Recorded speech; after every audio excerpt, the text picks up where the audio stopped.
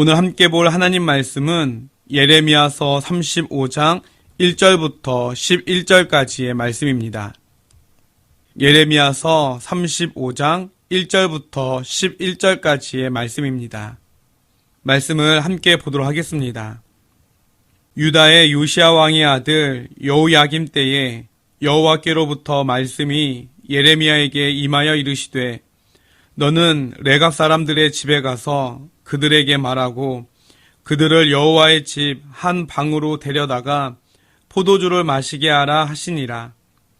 이에 내가 하바시냐의 손자요 예레미야의 아들인 야하사냐와 그의 형제와 그의 모든 아들과 모든 레갑 사람들을 데리고 여호와의 집에 이르러 익다랴의 아들 하나님의 사람 하난의 아들들의 방에 들였는데 그 방은 고관들의 방 곁이요 문을 지키는 살룸의 아들 마아세야의 방 위더라.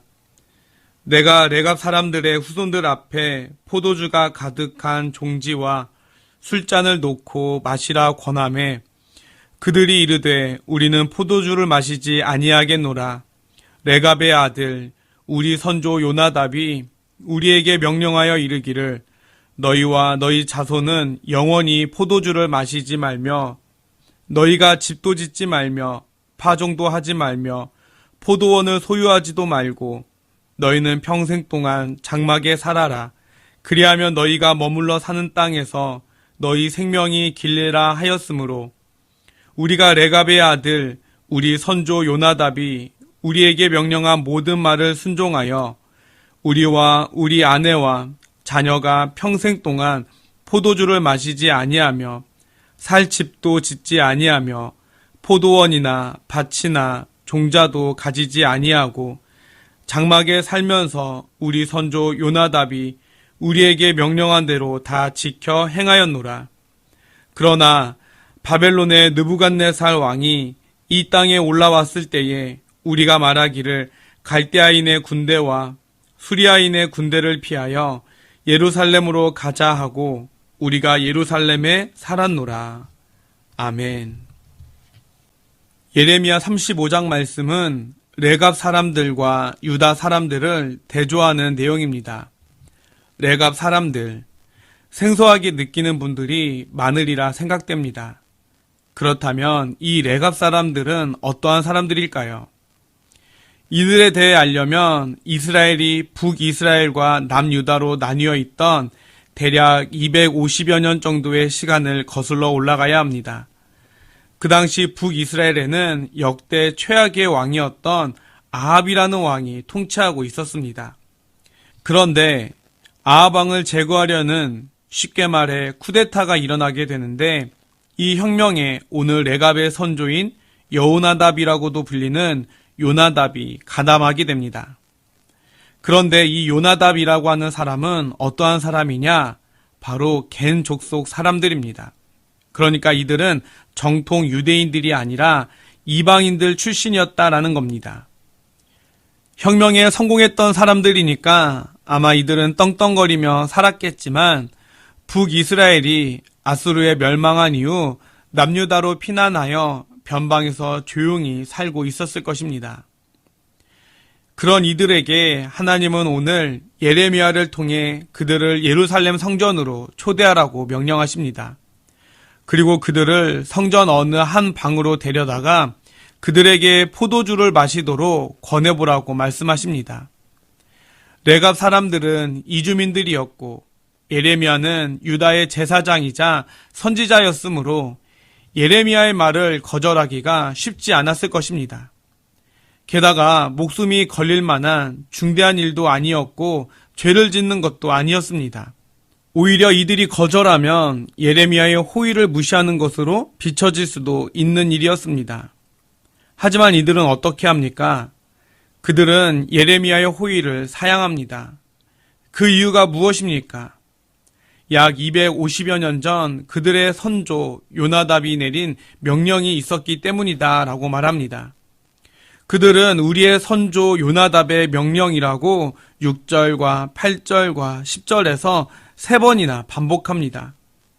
그 명령에 의하면 그들은 포도주만 금한 것이 아니라 토지나 집을 소유하지 말고 장막에서 계속 생활해야 한다라고 하는 명령도 있었습니다.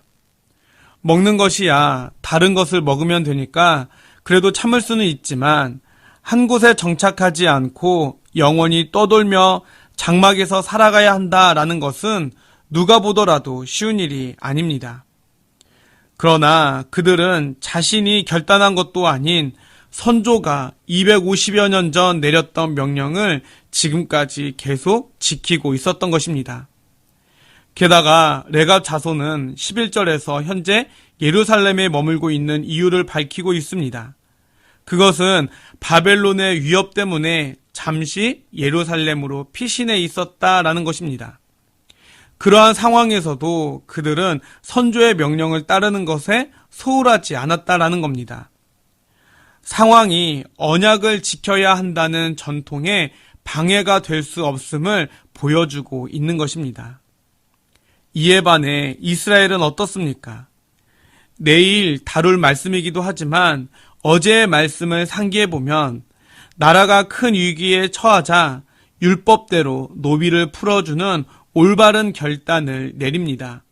그렇지만 나라의 위기 상황이 조금 안정되자 그들은 풀어준 노비들을 다시 붙잡아다가 다시 노비로 삼는 일을 하지 않습니까?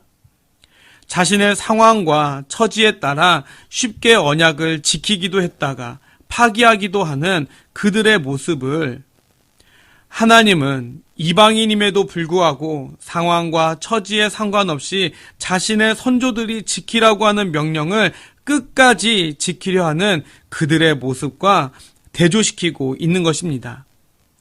결국 훗날 하나님의 선택받은 민족인 이스라엘은 하나님의 징계를 받아 나라를 잃고 대부분 포로로 끌려가지만 레갑 자손들은 이방인들임에도 불구하고 하나님의 큰 은혜를 입게 됩니다. 여러분, 담배를 한 번도 피워본 적이 없는 사람은 담배를 거절하는 것이 쉬운 선택이지만 금연하기로 결정한 사람에게 담배의 유혹을 끊어내기란 결코 쉬운 일이 아닙니다. 마찬가지로 죄와 악의 길에 가까이 하지 않았던 사람이 죄를 거부하는 것은 상대적으로 어렵지 않지만 죄악의 길에서 늘 가까이 하던 사람이 갑자기 그 죄악을 끊어내기란 매우 어렵다라는 것입니다. 레갑 사람들도 쉽게 포도주 마시기를 거절할 수 있었던 것은 평소에 포도주를 가까이 하지 않았을 뿐더러 평생 포도주를 마시지 않았기 때문입니다. 그러므로 우리는 평소에 죄와 악을 최대한 멀리하는 그러한 삶을 살아야 합니다. 그래야 불현듯 찾아오는 죄악의 유혹을 우리도 쉽게 떨쳐낼 수 있기 때문입니다. 오늘날 우리는 변화와 혁신이 익숙한 시대에 살고 있습니다. 변화를 따르지 않으면 도태되거나 시대에 뒤떨어진다는 평가를 듣게 됩니다.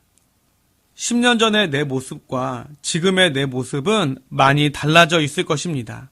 외모뿐만 아니라 생각이나 마음가짐도 많이 달라졌을 것입니다. 하지만 변화에 익숙한 시대에서도 절대로 변해서는 안 되는 것이 있습니다. 그것은 바로 하나님을 사랑하고 섬기는 마음, 하나님의 말씀을 따르는 삶, 하나님과 동행하는 삶, 세상 속에서 하나님의 자녀로서 빛과 소금이 되는 삶을 살고자 힘쓰는 것들은 끝까지 변하지 않고 지켜야 할 우리의 사명입니다.